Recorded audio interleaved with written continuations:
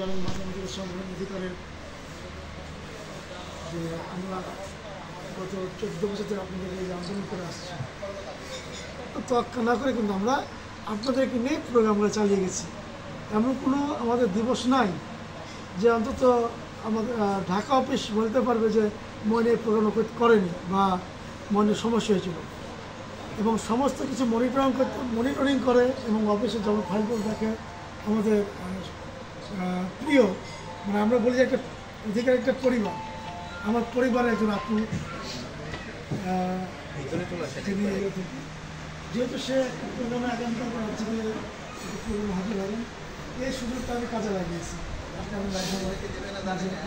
একটু যদি আমাদের একটা ইন্টারভিউ হয়ে যায় সেই সুযোগটা কাজে লাগে, যদিও আমার উপজেলার ভাইয়েরা এখানে বঞ্চিত হয়েছে।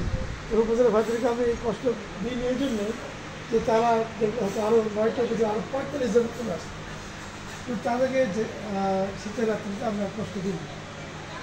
যাক, তাদের কাছে ক্ষমা চেয়ে দেব। আমি প্রথমে একটু আপনাদের পরে আমরা সামনে থেকে